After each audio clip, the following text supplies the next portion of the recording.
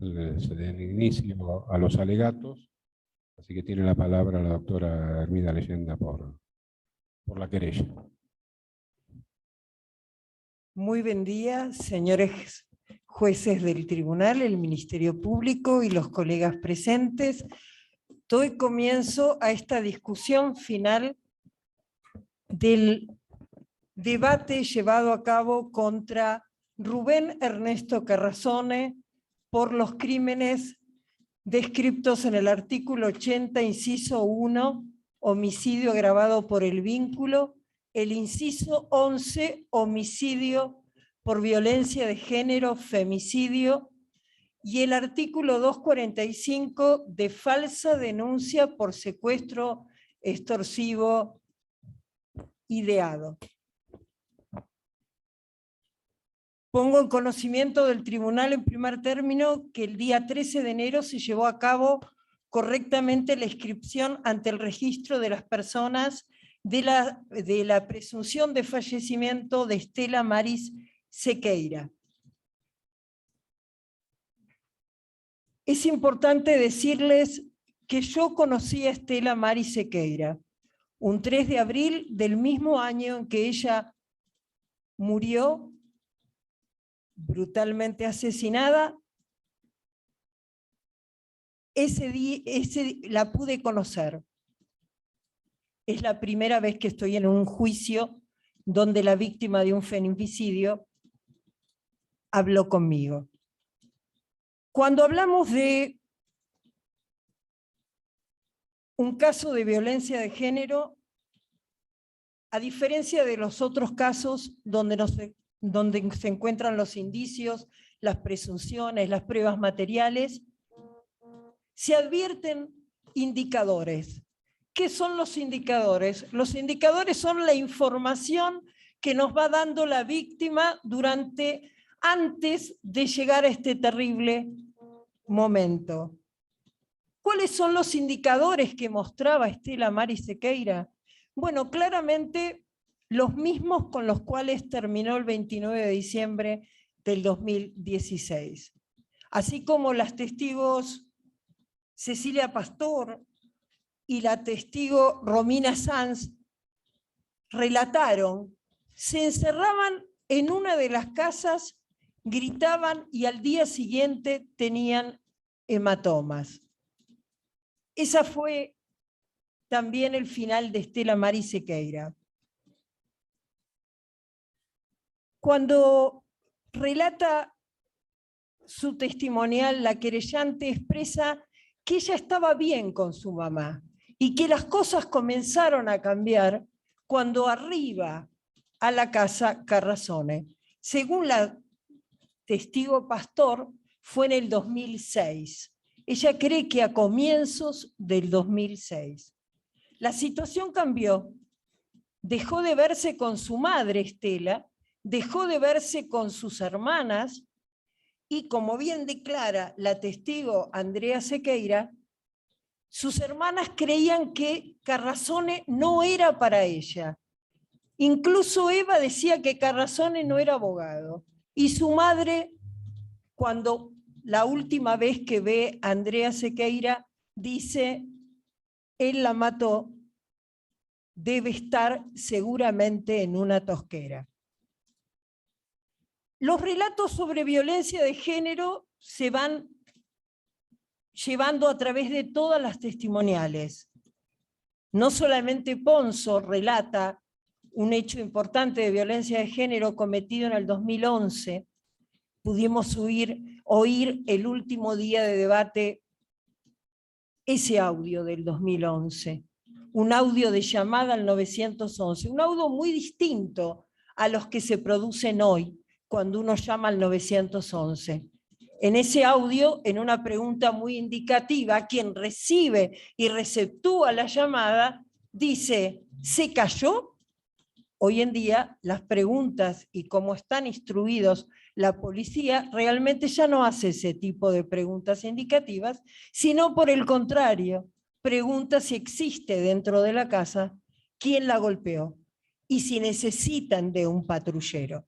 Las cosas han cambiado, pero así comienza una situación de violencia escalonada que se venía dando permanentemente.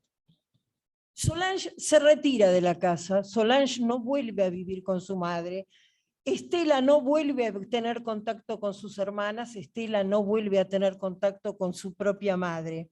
Y es Alejandra Sequeira la que vuelve a hablar de este tipo de violencia de alguna manera naturalizada, porque no se le preguntaba a Estela por los moretones, no se le preguntaba a Estela por los ojos hinchados, por la boca hinchada. En la declaración testimonial, Alejandra Sequeira, del 5 de mayo, habla de dos hechos de violencia muy importantes. Uno, cuando volvían en auto de Cañuelas, identifica que él la quiere matar, que lo verbaliza, que la amenaza permanentemente, que razone a Estela. También habla de otro hecho de violencia en relación a un perro, donde ella se tira sobre un perro llorando y entonces él le dice que estaba loca y que iba a tener que dejar alguna nota escrita para que evidentemente pudiera certificarse que él no había sido. Bueno, algo que le llamó la atención a su hermana, más allá de los golpes que no le preguntaba ya, porque Estela, como buena víctima de violencia de género, escondía. Así las cosas, Alejandra Sequeira dice que la ve el 26 de diciembre, el día de su cumpleaños. Y en ese día, sorpresivamente, le escribe un papel con los teléfonos de ella por si tenía que llamarla urgente. ¿Por qué?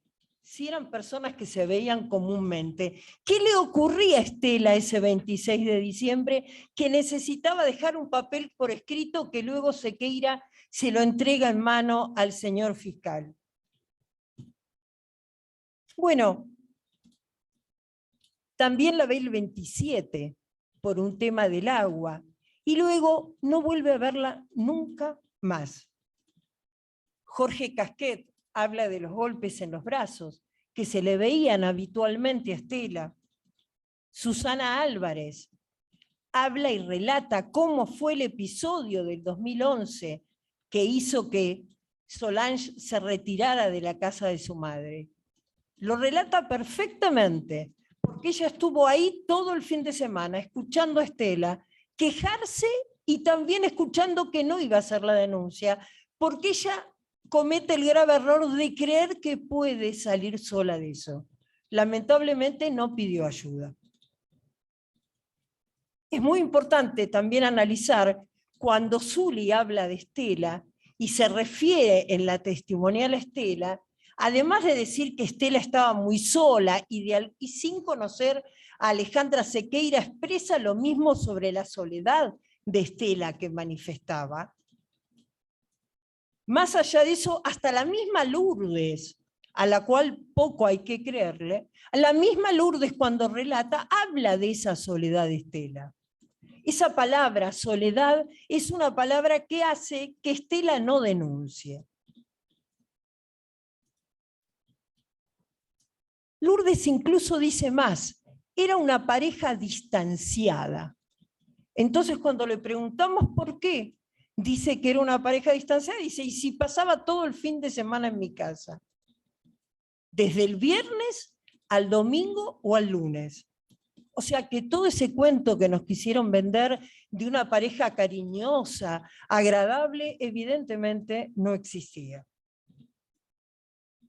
Romina relata otros hechos de violencia, relata hechos, dice que él no solamente la maltrataba físicamente, con la cual aparecían hematomas que evidentemente no podían corresponder con sus perros,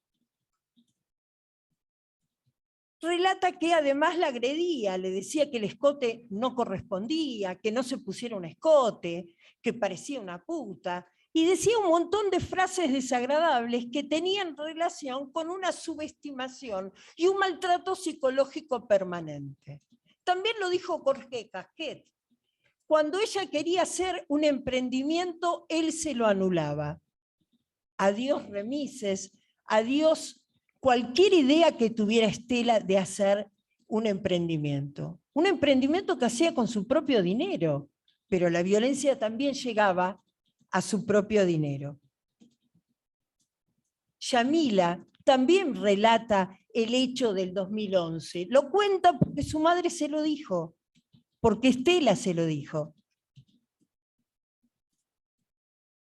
Jorge Casquet no entendía por qué seguían en pareja. No entendía por qué ella, teniendo todos los bienes a su disposición y siendo una mujer de empresa, no se decidía a separarse. Sorpresivamente, Zuli recibe consejos de Estela. Y Estela le dice, Zuli, sepárate. Zuli, venite a vivir conmigo. No hace falta que toleres lo que estás aguantando. Es propio de las víctimas de violencia de género claramente ver el problema en el otro, pero no en nosotros. Es cierto, declara un colega nuestro, declara y dice que a su casamiento la pareja no fue. No, no fue. Si bien es cierto que se estuvieron preparando y si bien es cierto que se habla reiteradamente de la ropa para ir a un casamiento, hubo una discusión y no fueron al casamiento. Evidentemente esa película que nos hicieron creer, tratar de hacer creer de esa vida llena de rosas, donde todo era pochita y parecían dulces, no era así. No era así. La verdad, sinceramente, los indicadores de violencia, tal es la información que determinan sociólogos, psicólogos, psiquiatras especializados en el tema, realmente concuerdan con este caso. Con este caso que en realidad va aumentando y que termina como se inició en una discusión dentro de una casa.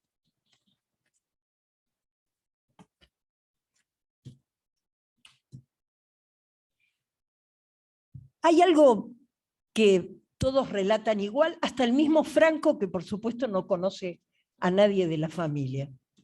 Relatan que Carrazzone cuando se ponía nervioso conducía mal. Eso lo relata Romina, lo relata Solange, lo relatan todos, y hasta el mismo Franco. También relatan todos que se rompen cosas, lo relata Romina, lo relata Cecilia, lo relata el hijo de Nicolás y lo relata Tomás. Era habitual romper cosas, era habitual ese ruido encerrado dentro de la casa. Otro tema habitual era la frase chanchullos. Era como la defensa que tenía Estela. Estela pensaba que ella, con el pleno conocimiento que tenía de los problemas que acarreaba el ejercicio de la profesión del doctor Carrazzone, evidentemente ella podía defenderse, porque ella tenía mucha información y que eso la iba a defender. Aunque también le dijo a Zuli, cuidado con los femicidios, cuidado con la violencia de género. Esas fueron las palabras de Estela para Zuli. Todos hablaron de moretones, estos testigos que acabo de mencionar, hablaban de lesiones en la boca, su hermana, hablaban de agresiones de tipo psicológica. En realidad, los indicadores de la violencia de género están ampliamente probados, no solamente por la testimonial, sino también claramente por los mensajes, los audios de Estela del último día, del día 29. Los audios que, una vez que había salido de la casa de Yamila Regueira, se los mandaba a la madre de Yamila, a Susana. Ella de alguna manera intentó pedir socorro, pero no pudo. En cuanto al hecho, concretamente, es importante detenerse a pensar lo que dijo Alejandra Sequeira. Alejandra no quiso escuchar un relato horrible que atemorizaba muchísimo a Estela. El femicidio de Saladillo, el femicidio de Marisol Ollonar. Hacía 20 días que se lo había mostrado y le había dicho cosas de lo que había pasado en ese femicidio. Ella sabía que su marido lo sabía. Ella sabía que había un testigo en la causa que había estado involucrado en ese femicidio. Ella tenía miedo, pero su hermana no quiso escucharlo. Tuvo miedo también, no quiso escucharlo. Y eso ocurrió en diciembre, pocos días antes del homicidio de Estela Mari Sequeira. En cuanto al vínculo y al homicidio agravado por el vínculo, se ha hablado en la causa de 10 años de convivencia. Carrazone le dijo a Casquet 12. Se ha hablado en la causa de 15. De 10 a 15 años han transcurrido los distintos relatos de los testigos. No hay una fecha concreta, según Cecilia Pastor, que estaba presente, eso ocurre a comienzos del 2006, cuando llega Carrazone a convivir con ellas. La realidad es que el vínculo está absolutamente probado, el inciso primero no tiene discusión alguna y aceptado en todas las indagatorias por el doctor Carrazone. En cuanto a los hechos que comienzan con ese miedo de Estela por otro femicidio, de esos conocimientos que ya le pesaban mucho, llegamos a la declaración de Zuli y el día 28. ¿Qué ocurrió el 28? Estela confirma lo que ya sabía, que Oliveira era el amante de su marido. Y entonces dijo, yo aguanté todo, esto no. Llegó con un bolsito y se va con un bolsito. Esa era la defensa de ella siempre. Conozco muchos chanchullos y como llegó, se va. ¿Qué significaba eso? Que no se iba a llevar nada. Zuli tuvo miedo de contarle muchas cosas, pero Zuli nos relató exactamente cómo fueron los 3 encuentros donde ella fue testigo, encuentros entre Carrazone y Lourdes de Oliveira. La relación entre Lourdes de Oliveira y Carrazone era pública. No solamente lo sabía todo la Laguna de Lobos, sino también lo sabía Zuli y algunos allegados. Pero Estela no, Estela lo confirma el 28 en casa de Zuli. Le manda un mensaje y le dice, sepárate, si necesitas algo, yo te banco, yo te presto plata, vení a vivir conmigo, no tengas miedo, le dice Estela a Zuli. No sabía que la que iba a terminar asesinada era Estela. ¿Cómo fue el día 29 de Estela Mari Sequeira? Bueno, fue a casa de Yamila Regueira. Yamila nos cuenta que ella no era la persona a quien contarle nada, porque era la hija de su amiga, porque estaba su marido, sus hijas en la casa, y que solo había ido a retirar fiambre. No la nota ni le presta atención a la amiga de su madre. En el camino de la casa de Yamila Regueira hacia la quinta, permanentemente le manda audios desesperados, que está triste, que se equivocó al elegir esta vida. Le manda audios muy tristes, que fueron escuchados y que están aportados a la causa, incorporados al debate. Le manda audios terribles del día 29. El día 29, cuando llega a la quinta, y acá empiezan todas las contradicciones del doctor Carrazone ante el juzgado y ante la Fiscalía Federal de Lomas de Zamora. La realidad es que conforme puede conocerse hoy, Estela llegó alrededor de las 4:30 de la tarde a la casa, que estaba presente cortando el césped Nicolás Amarilla, Nicolás, el paraguayo, su amigo, y que había con él otros chicos, entre ellos Dorito, así le llamaba al hijo de Nicolás. Tomás era su amigo, y Tomás también estaba ahí. Nicolás ya se había encontrado con Carrazzone. Nicolás ya no solamente se había encontrado con Carrazzone, sino que lo había visto salir a Carrazzone y volver rápidamente. En un momento dice, no sé si llegó a la esquina, dice Nicolás. En realidad entran los dos y se encuentran Estela con Carrazzone en la quinta.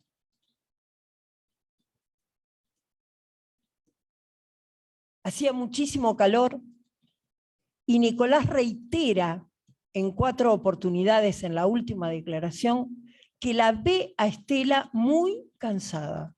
Eso es lo que dice.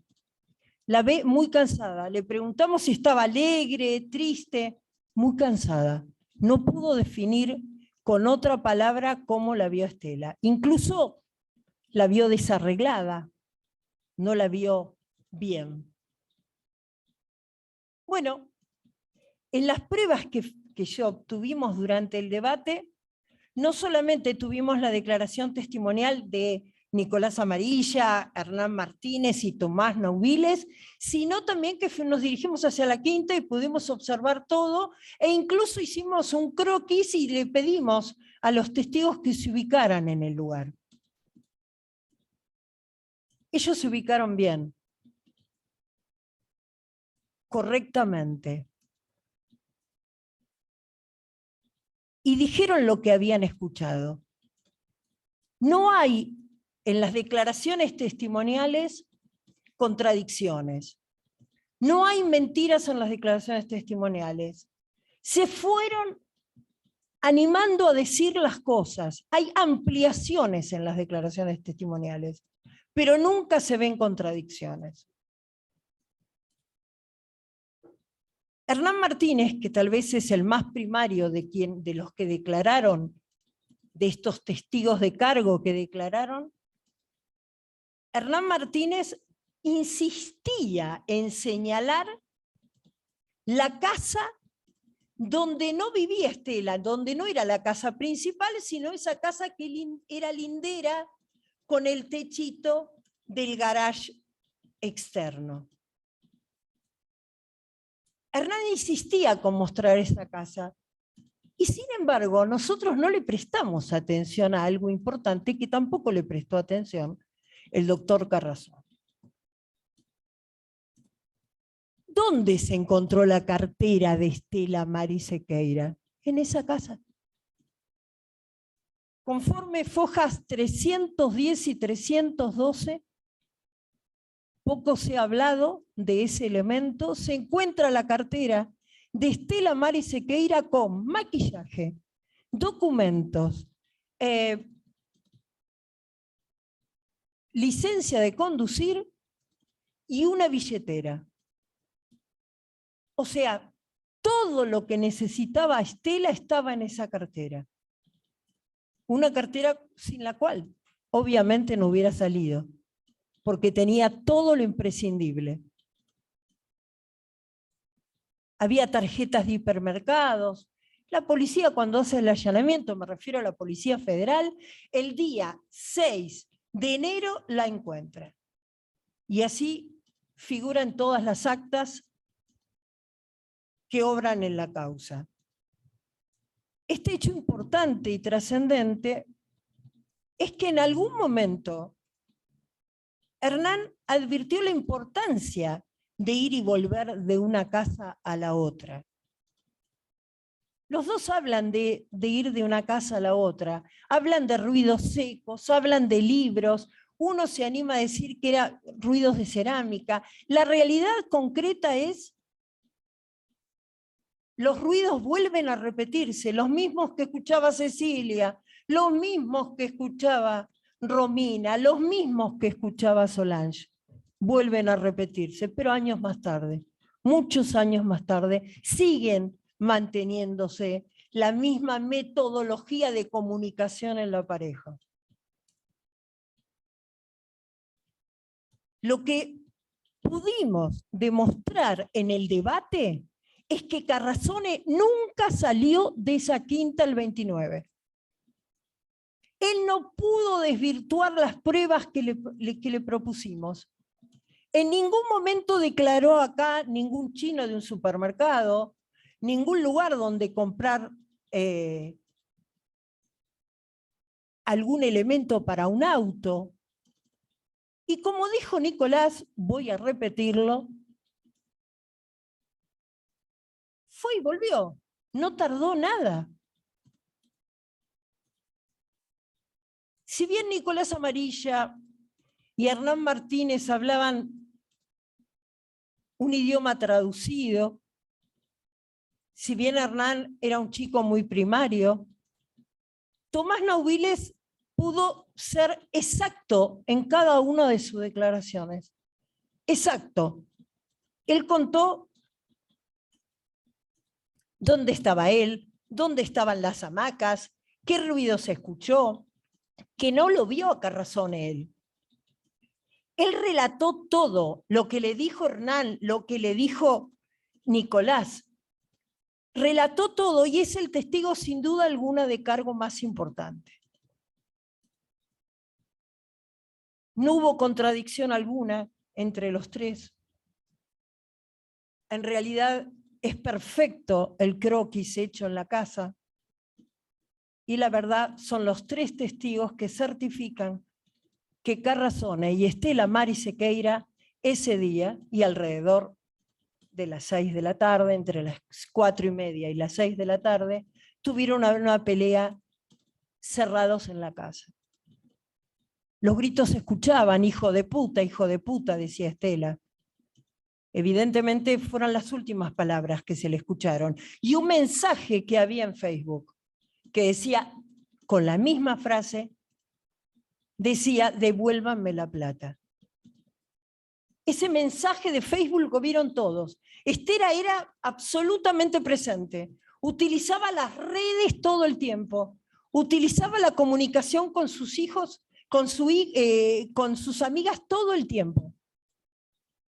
Cuando hablo de hija, perdón, me refiero a Alejandra Sequeira porque la quiere como la quería como una hija y así lo declaró Alejandra Sequeira, que se sentía como la hija de Estela, porque era su hermana menor y había sido criada por ella.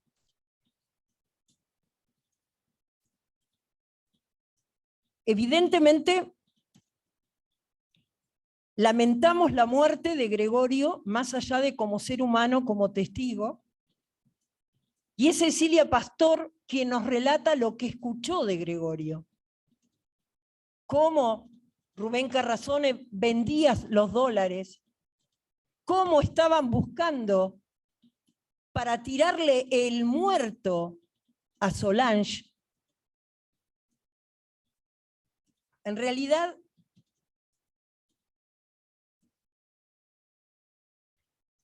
es importante tener en cuenta que de todos los testigos que declararon, la mayoría de los que venían aportados por la conexión con Estela, por su familiaridad, por su amistad con Estela, todos en el momento que se enteraron de su desaparición, dijeron, esto no es un secuestro extorsivo. Carrazone la mató y no hubo nadie que lo discutiera. Tenían todos en claro, Romina, Cecilia, Solange, Alejandra, Jorge Casquet, la familia de Estela, aunque no la veía, su propia madre, su propia hermana, María Eva, todos, Andrea Sequeira, todos tenían muy en claro que Carrazone era el homicida, que Carrazone fue el femicida de Estela. No había dudas, era como que si esto fuera un juicio público, un juicio con jurados y estuvieran sentados, sinceramente, hubiera sido decretado culpable. Hay un montón de imprecisiones en las declaraciones de Carrazone.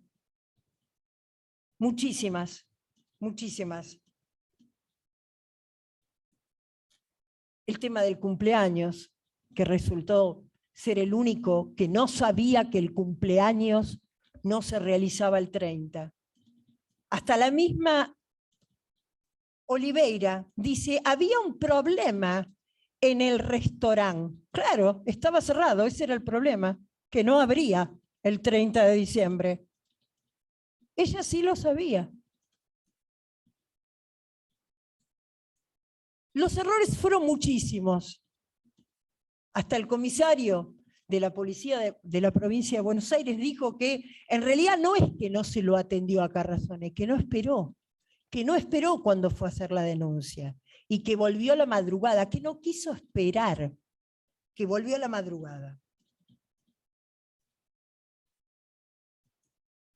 Los audios que le mandó Estela a Susana eran terribles, porque hablaban de la tristeza de Estela, la que había adquirido el 28 al ver a Zuli y enterarse de todo.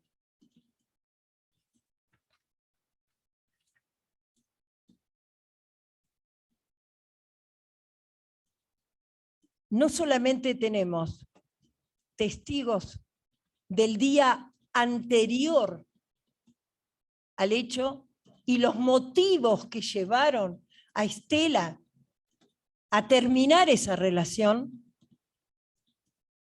porque eso fue lo que le comentó a Zuli, sino también tenemos del momento inmediatamente previo. Estos 3 testigos que se animaron a declarar una vez que Carrazone estaba preso. Y que por supuesto ampliaron su denuncia porque hasta en el juzgado de Lomas de Zamora estaba presente Carrazone. Y era muy temible tenerlo tan cerca en un espacio tan chico. En este juicio podríamos decir que los testigos son atravesados por la palabra miedo. Miedo es la palabra que atraviesa a cada uno de los testigos que ofreció la querella. Todos se sintieron amenazados en algún momento, aún sin haber recibido lo que formalmente nosotros conocemos como amenazas y haber hecho la denuncia.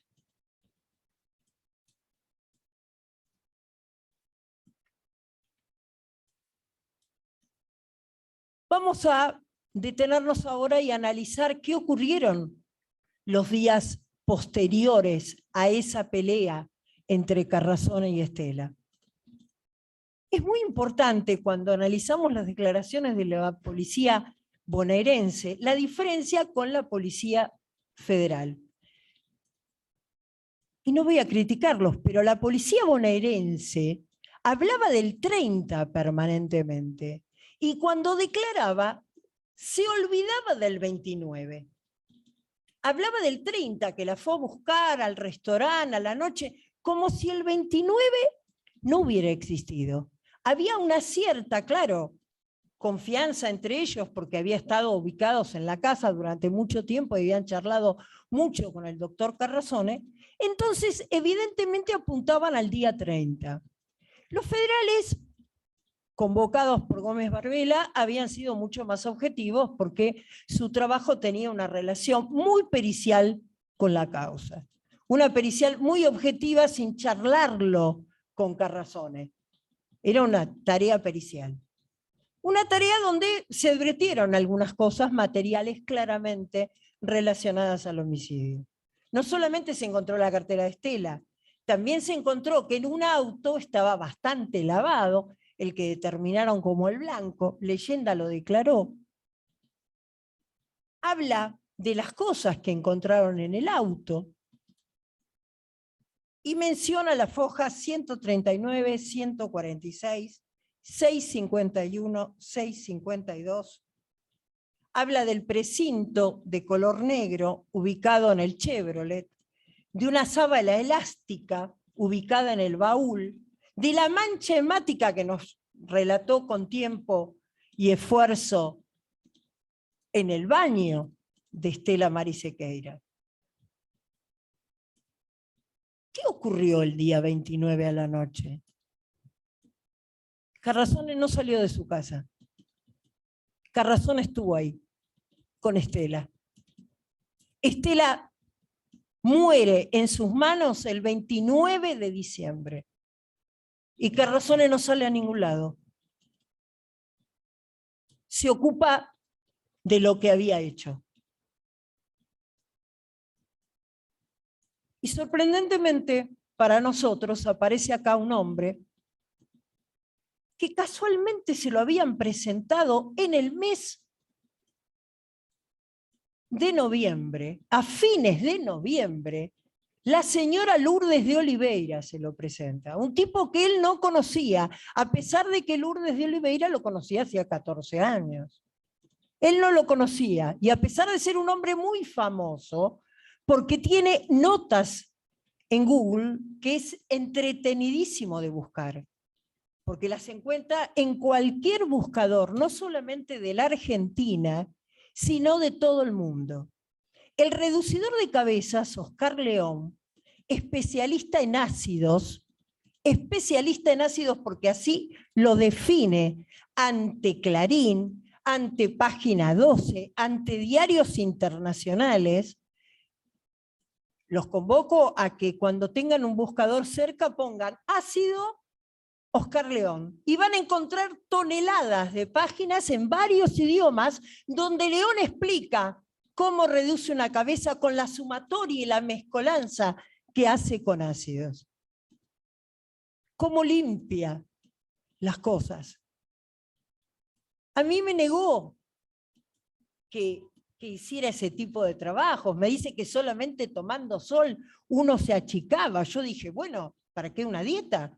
Voy a seguir las órdenes de Oscar León y voy a tomar sol. La realidad es que durante todas esas páginas que encontré en Google, en YouTube, que encontré en todas, lo único que habla es de cómo mezclar los ácidos. Y cuando le preguntan si haría lo mismo con un ser humano, se lo preguntan reiteradas notas, él contesta, no, soy muy creyente. No me animaría. La realidad es que ese hombre que pasó a ser su gran amigo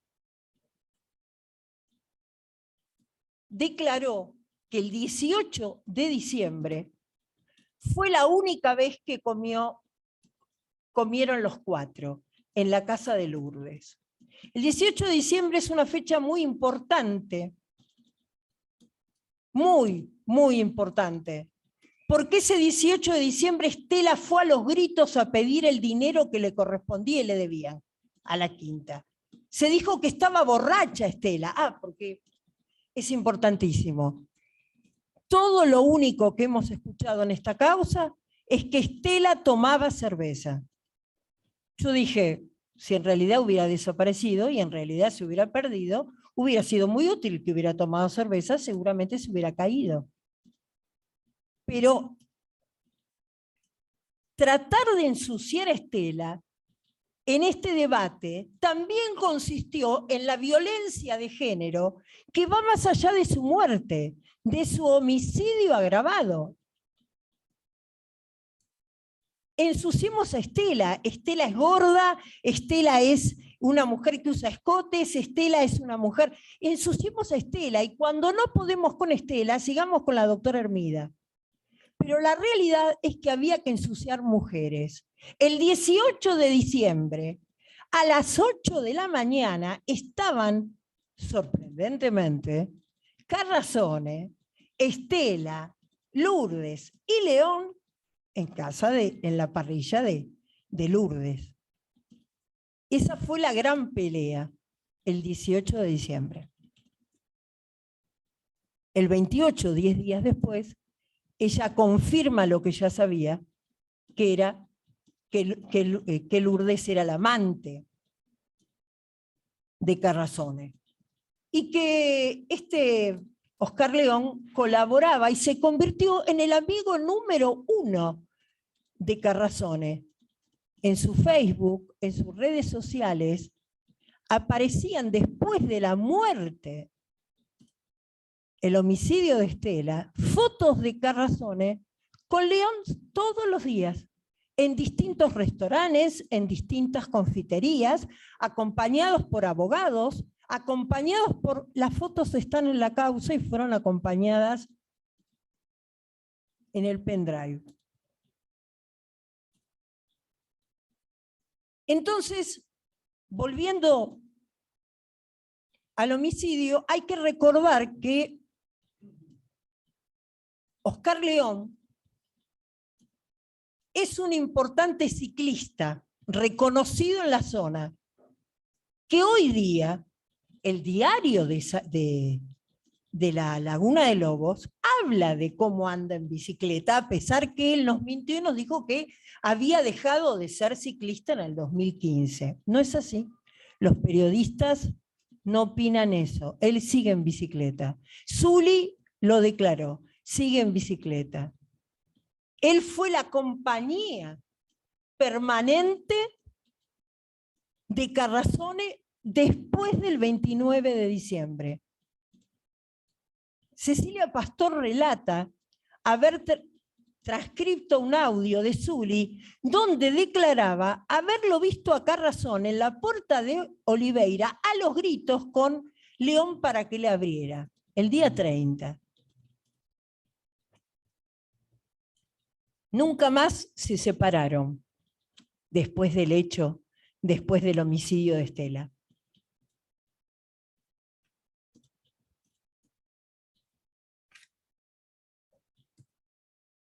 ¿Qué hizo Carrasone el 29? No salir de casa. ¿Qué hizo el día 30? Salió todo el día. Salió todo el día y fue visto por toda la Laguna de Lobos. Hay fotos, hay audios. Carrasone salió todo el tiempo. El 30 de la noche fue a este restaurante que por supuesto estaba cerrado, porque todos sabían que estaba cerrado, porque venían las fiestas. Y así lo declaró el dueño del restaurante en la sala. Eso fue el 30. ¿Qué hizo el 31? Y bueno, el 31 empezó a disimular que Estela no estaba. Empezó con su hermana, pero se olvidó lo que le había dicho a su hermana. A su hermana le dijo que Estela había desaparecido el 29, pero se olvidó que su hermana había llamado el 30 y que le había dicho que estaba en su cama empastillada y que no la podía entender. Que había, vos sabés cómo se toma y cómo se empastilla. Ahora no solamente era alcohólica Estela, sino también parece drogadicta. O sea, seguimos sumando a esta violencia. Ahí Sequeira empieza a desconfiar. Ahí dice, Alejandra dice, acá pasó algo. Y luego él finge que va a la comisaría, como ve gente, no espera y posterga la visita y la denuncia hasta las 4 de la mañana. ¿Qué hizo el 31 a la noche? Nadie lo sabe.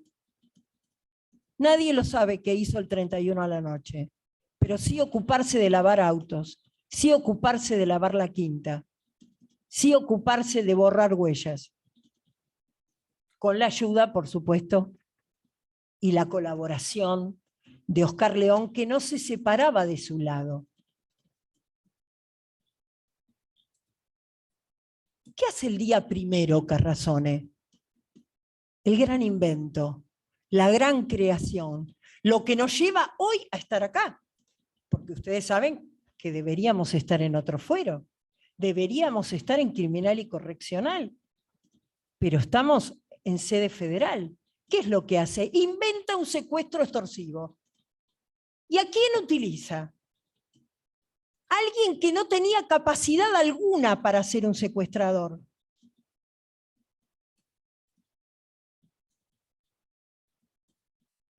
Franco declara antes de que yo ingresara a la causa. Cuando yo ingresé a la causa, Franco ya estaba detenido, ya tenía una prisión preventiva.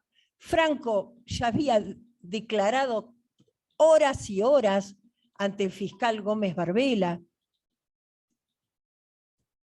Franco no tenía capacidad, y esto lo dijeron reiteradamente cada uno de los integrantes de secuestros extorsivos. ¿Qué se necesitaba? Una banda de secuestradores con un lugar donde poder tener a Estela. Evidentemente eligió a alguien que no tenía ni la capacidad económica, ni el espacio, ni la capacidad mental como para hacerlo.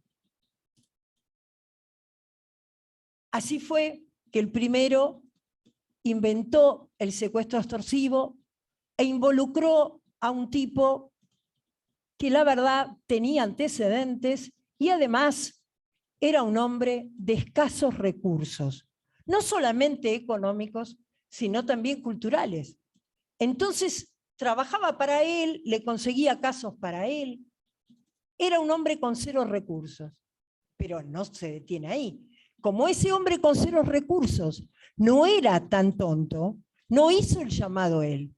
Le pidió a su yerno que lo hiciera, a un yerno que ocultó hasta último momento porque tenía miedo que pasara la misma que él, que terminara preso por haber pedido unas monedas, algo que necesitaba para las fiestas. Entonces a su yerno le pide que haga el llamado desde una cabina pública y que le pidan $80.000. Yo me imagino, y ustedes también, señores jueces, se imaginarán, ¿cómo habrá realizado hoy que lo conocemos a Otamendi ese mensaje? Otamendi no sabía casi hablar, casi no pudimos entenderle. Otamendi nunca estuvo preso por extorsión, jamás tuvo un delito de extorsión. Él robó, estuvo un hurto, estuvo detenido, no demorado, ni siquiera fue procesado. O sea, un hombre con escasos recursos, pero para todo, para ser un delincuente también. Un hombre que vendía medias. Lo involucra y busca la mayor de las vulnerabilidades, lo involucra y ese hombre vino a declarar.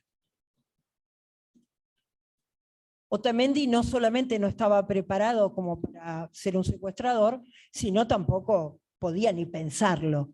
Y lo único que hizo fue preocuparse por el llamado que había hecho. Pero no nos quedamos solamente con Otamendi. Vino su esposa a declarar.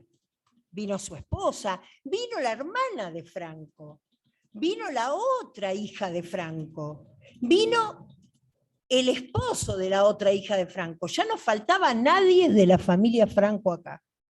Declararon todos, todos. Y la verdad, el resultado fue 0. Estos tipos no pueden secuestrar a nadie. Estos no están preparados para nada.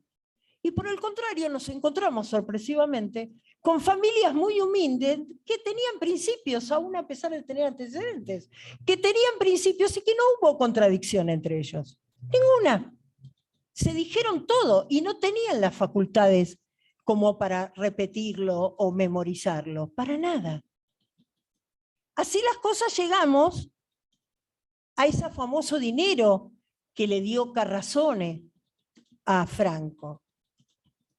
Y a la declaración de su hermana que sentía miedo de ir a llevar ese dinero. Y aparece la hija de Franco, Jessica Burgueño, y declara a Jessica Burgueño en la causa.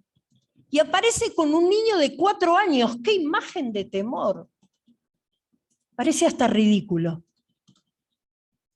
Compran un pedazo de torta en una confitería y nos trataron de hacer creer que esa mujer tenía miedo. Trataron de decir que tenía yo clientes que lo presionaban a Carrasone. Desde el 2012 solamente me dedico a mujeres, es de público conocimiento. Pero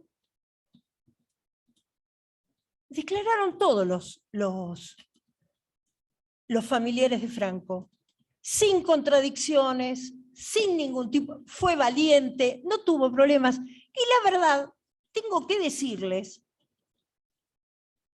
que esa acusación de mi supuesta sociedad con el señor Franco, bueno, no salió bien, porque le digo que el Juzgado Nacional de Primera Instancia en lo civil número 45, bajo el número de expediente 29847, tiene un daños y perjuicios superior a 5 millones de pesos del señor Franco contra la señora Solange Ponzo, que vence el día lunes 14 la demanda.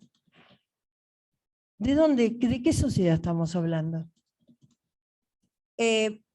Aparte, a nosotros lamentablemente nos interesaba Estela viva, no Carrazone preso.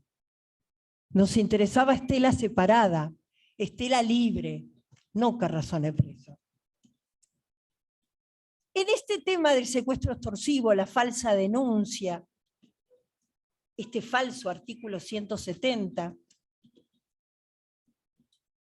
¿cómo podemos corroborar todo lo que estoy diciendo? El cuerpo médico forense, cuando hace el informe pericial de Carrazone, incorporado por supuesto al debate, dice claramente que él está muy preocupado por sí mismo en una entrevista, que está muy preocupado por sí mismo. Y acá tuvimos 3 psicólogos de la policía bonaerense, de la Comisión de Secuestros Extorsivos, del Departamento de Secuestros Extorsivos, 3 policías de la provincia de Buenos Aires que claramente explicaron que nunca se trató de un secuestro.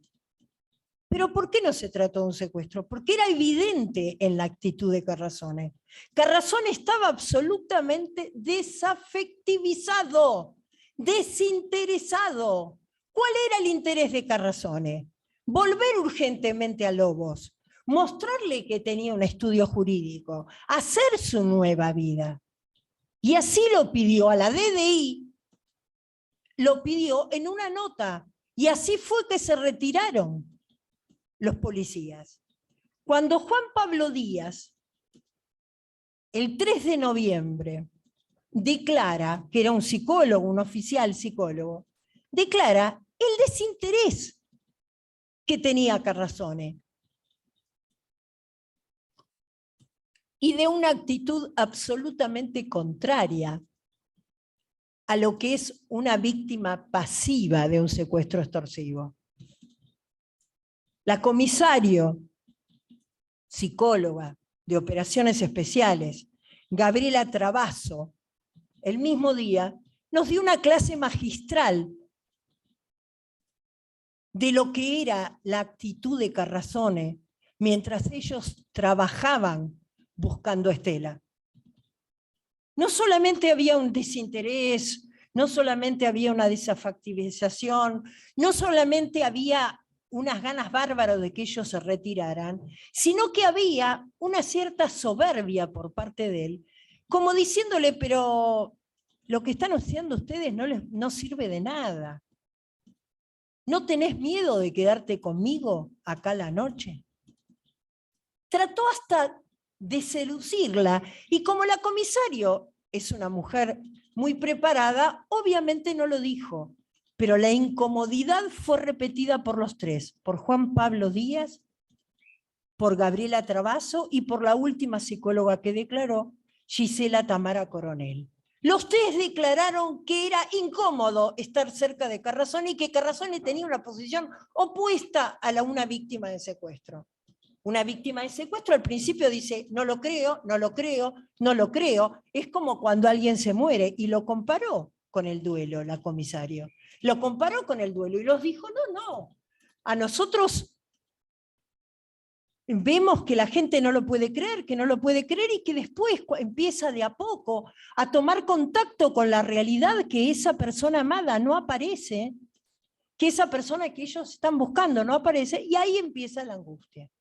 Todo lo contrario de Carrazone. Carrazone quería que se fueran de la casa. Por eso cuando llegaron la policía federal, hizo su trabajo fríamente, no tuvo contacto con él, y por supuesto, aunque llegó tarde, porque lamentablemente muchas de las pruebas ya se habían perdido, claramente pudo tener un montón de pruebas materiales que aunque pequeñas, y en esta sumatoria de indicadores, indicios, presunciones y pruebas, nos dan claramente como resultado el homicidio agravado.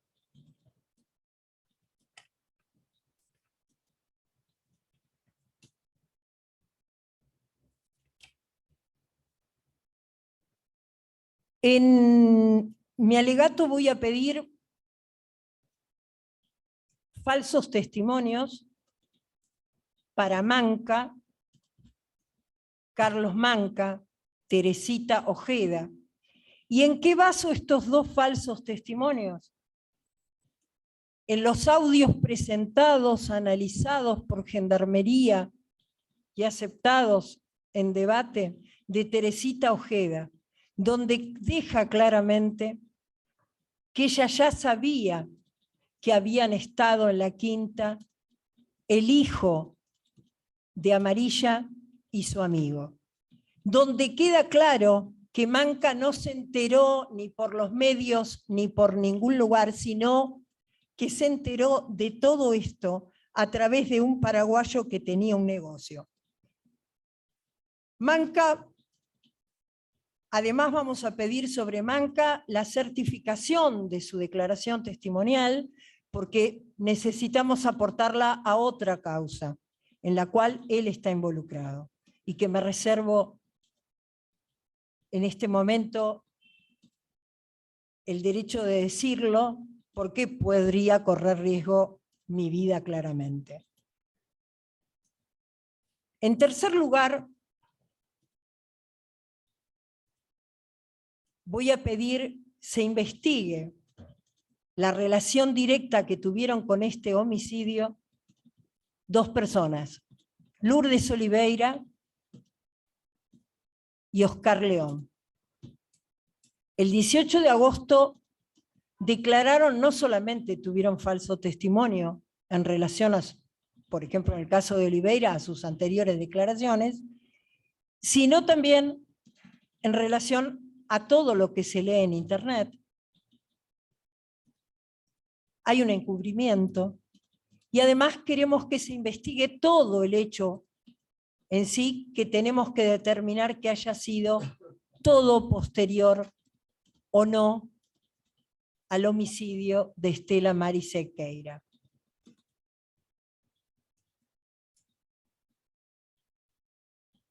Voy a pedir también se investigue por la entrega del dinero a Jessica Burgueño, a la señora Mirta Carrazone, por los artículos 276, segundo párrafo, 278, inciso 2, todo lo relativo al soborno realizado, ya que a ella no le compete el tema del encubrimiento, porque es hermana del doctor Carrazone.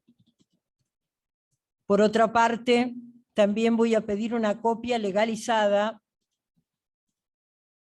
de la declaración del doctor Jaulena Gianotti,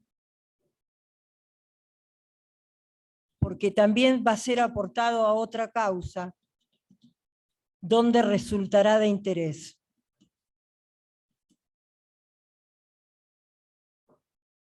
Asimismo, también copia certificada de la declaración de la doctora Mónica Chiribim, ya que se harán las denuncias pertinentes de instancia privada que evidenciarán también el falso testimonio. Por último, vamos a pedir el falso testimonio de Fabio Héctor Crucianelli, realizado el 13/10, en acta debate. Y en este caso es importante determinar que en mi estudio logramos evidenciar que cada vez que el señor Franco se comunicaba con el estudio, o el estudio se comunicaba con él, se aportaba ese dato en la causa, con día y hora. La causa posee día y hora de cada vez que recibíamos un llamado de Franco, como por ejemplo el día que pidió disculpas de no haber hecho el careo y que después se arrepintió.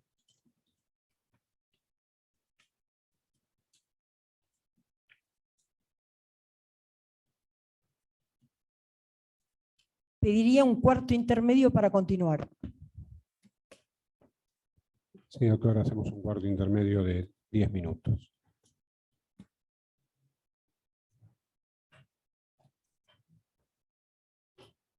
Sí, doctora Hermida Leyenda tiene la palabra.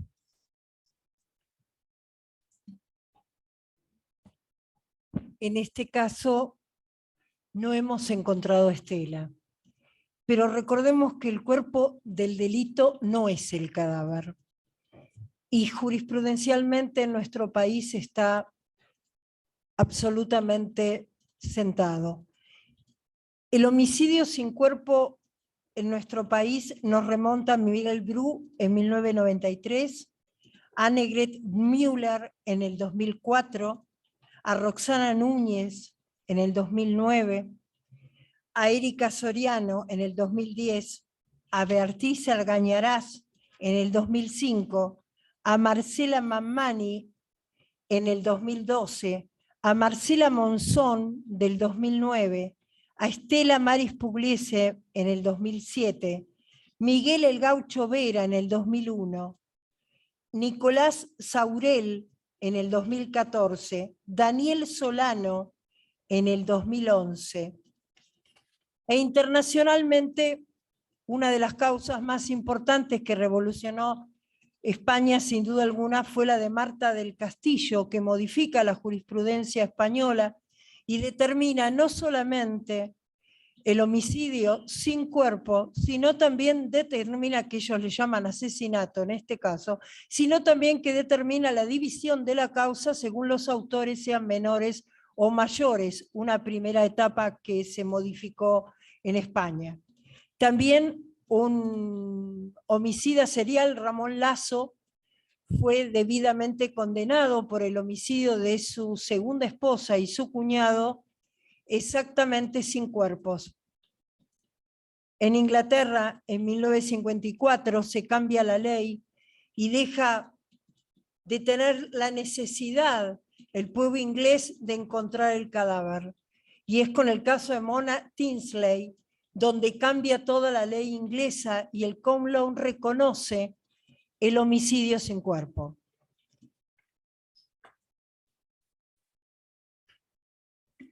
Finalmente, tenemos que decir que en el caso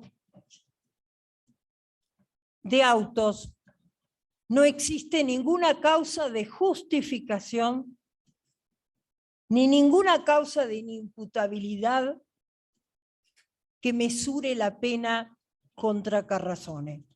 Tampoco existe causales de atenuación. Así que, en representación de la querella, voy a pedir como única pena la prisión perpetua para Rubén Ernesto Carrasone por el homicidio de Estela Mari Sequeira. Muchas gracias. Gracias, doctora Hermida. Bueno, hacemos un cuarto intermedio, entonces hasta el próximo día viernes a las 10 de la mañana, en el cual vamos a escuchar el alegato de cierre del Ministerio Público Fiscal. Así que bueno, buenos días a todos. Buenos días, doctor Canero, doctor Carlos. Buenos días. Buenos días. Buenos días para todos.